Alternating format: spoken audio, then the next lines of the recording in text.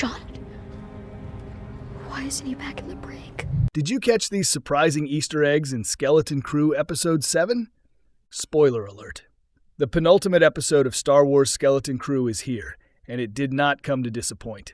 Showrunners Christopher Ford and John Watts have given us one of Star Wars' most adventurous and exciting tales that the franchise has offered in some time, and as the story wraps up, we're finally getting the answers we've been missing.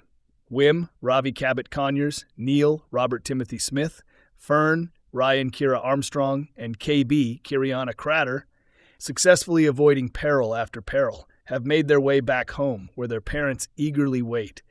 With Jod Na Nawood, Jude Law, one of his many suspect aliases, tailing them, and SM-33, Nick Frost, meeting a bitter, unceremonious end, these younglings aren't out of danger just yet. Set in Star Wars New Republic era, Skeleton Crew has plenty of Easter eggs, callbacks, and references to wider lore. Here's everything you might have missed from Episode 7. We're going to be in so much trouble. Welcome to Movie Spy. Hey, remind me, how many votes do you have like this?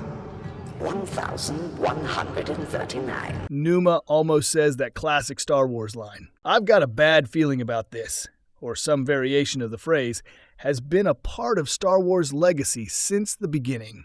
As per tradition, nearly every film or series includes a character expressing this concern at one point or another. In Skeleton Crew's 7th episode, the honor is almost given to Neel's mother, Numa, Geneva Carr. As she's sneaking out with the other worried parents, including Wendell, Tunde Adepimp, and Farah, Kerry Condon, Numa senses that Atton's security droids will discover their plan to send a beacon to their children. "I've got a bad!" Numa exclaims before being interrupted. Disney's Treasure Planet receives multiple references in Skeleton Crew. Skeleton Crew has fully embraced its place in pirate-centric media at every turn, gleefully referencing Peter Pan, Pirates of the Caribbean, and Treasure Planet, to name a few. In the latest episode, the pirate captain Brutus, Fred Tatasciore, even offers a full-on name drop. "This At-Atton of yours doesn't look like a treasure planet to me," he scoffs. Moreover, the supervisor's vaults, hidden deep under At-Atton's surface, seem quite similar to Flint's treasure trove hidden at the center of the mechanical planet in Treasure Planet. Stephen Fry joins Skeleton Crew as the voice of the supervisor. Yes, we finally heard the voice of the supervisor, and judging from the star power behind the voice, we'll likely see his face in next week's finale. The supervisor is voiced by none other than Sir Stephen Fry, beloved English actor, comedian, and overall entertainment personality.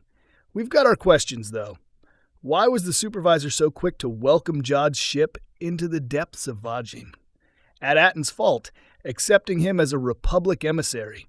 What is the great work that's been alluded to since the beginning?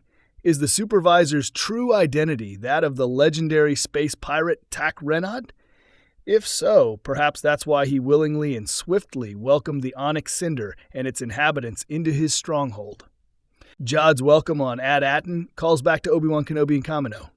Speaking of Jod's suspiciously abrupt and warm welcome into Akamagret At-Atton's vaults, the entire scenario calls back to the Star Wars prequels and the arrival of Obi-Wan Kenobi, Ewan McGregor, on Kamino. At-Atton's, the security droids are incredibly accommodating of Jod and his desires, believing him to be a Republic emissary. When Jod first gets a glimpse at the inner workings of At-Atton, he notes that it's quite the operation you have here. "We'd hoped you'd be pleased," the droid responds. A similar scene occurs in Star Wars Episode 3 Attack of the Clones, with Lama Su nodding at Obi-Wan's surprise visit to the clone factory on the hidden planet of Kamino in Attack of the Clones. "Very impressive," Obi-Wan said, to which his Kaminoan guide replied, "I'd hoped you would be pleased."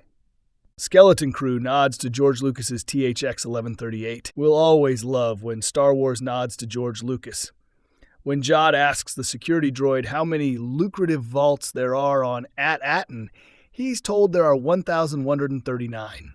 It's no coincidence that this number is next to 1,138, referencing Lucas's first film, THX 1138.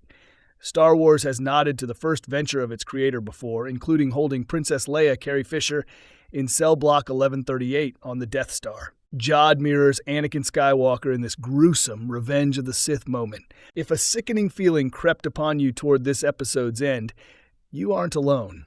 Wielding a blue lightsaber, no less, Jod ignites his weapon in front of cowering children, calling back to the gruesome actions of Anakin Skywalker, Hayden Christensen, during the execution of Order 66 in Revenge of the Sith. At the order of Palpatine, Ian McDiarmid, all Jedi are to be promptly killed, including the Padawan younglings. When Anakin enters a classroom of terrified younglings, a little one named Soars Bandium, an anagram of the actor portraying him, Ross Beedman, pleads, "Master Skywalker, there are too many of them. What are we going to do?" Anakin ignites his lightsaber, and the tragedy that follows can be assumed. Thanks for watching.